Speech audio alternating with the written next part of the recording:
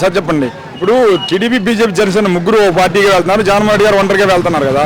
ఇప్పుడు రేపు కూటమి అధికారులకు వస్తే ముస్లిమ్స్ రిజర్వేషన్లు తీసేస్తామంటున్నారు, వెంటనే రద్దు చేస్తామంటున్నారు. ఆల్రెడీ తీసేశారు కదండి. మన ప్రధానమంత్రి మోడీ గారు చెప్పారు ఆల్రెడీ తీసేమని. అంటే మన స్టేట్లో వచ్చి చెప్తారు, ఇంకా చెప్పలేదు, ప్రస్తుతం తీసేస్తారండి. తీసేయటం ఇప్పుడు రిజర్వేషన్లు ఎంతవరకు కరెక్ట్? అట్లా ఇప్పుడు ఇది చేయటం అలా తీయటం తప్పండి, కాదనట్లేదు నేను. కానీ మరి వాళ్ళ రాజకీయం అదండి, దాన్ని మనం ఏం చేస్తాం. అదే మరి ఇప్పుడు జగన్ గారు ఇప్పుడు అదే ఒంటరిగా వెళ్తున్నారు, 3 పార్టీలు కలిసి వస్తున్నాయి కదా, ఎవరు మళ్ళీ ఈసారి ప్రభుత్వం ఏర్పాటు చేస్తారో మీరు అనుకుంటున్నారు? ఏం పెళ్ళినా కానీ జగన్మోహన్ రెడ్డి అక్కడ మామూలుగా గవర్నమెంట్ ఫామ్ చేస్తారండి, అందులో నోట్. అంటే ఒకటి సార్, ఇప్పుడు జగన్ ఒక్కడే కదా, అటు 3 పార్టీలు కలిసి ఉన్నాయి. ఎంతమంది కలిసినా అసమర్థులు ఎంతమంది కలిస్తే సుఖం ఏందండి? సమర్థుడు కాబట్టి ఒకడు కలుతున్నాడు.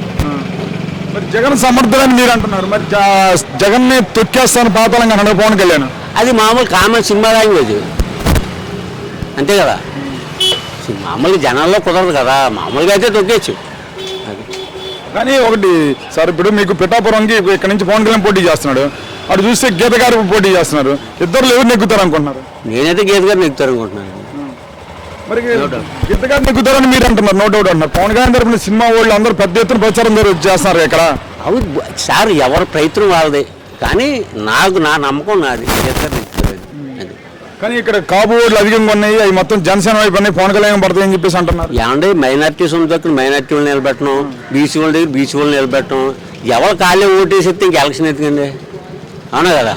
అది మరి ఇప్పుడు చివరిగా ఒక మాట చెప్పండి, ఇప్పుడు జగన్ వాళ్ళ చెల్లెలు ఉందండి, ఇప్పుడు వీళ్ళందరితో పాటు వాళ్ళ చెల్లెలు కూడా జగన్ వ్యతిరేకిస్తుంది, ఓట్లు వేద్ది అంటుంది. చాలా మంది అంటున్నారు, టీడీపీ వాళ్ళు అంటున్నారు, వాళ్ళు అంటున్నారు, జనసేన వాళ్ళు అంటారు, ఎస్సీ వాళ్ళు ఎలా వేస్తారు.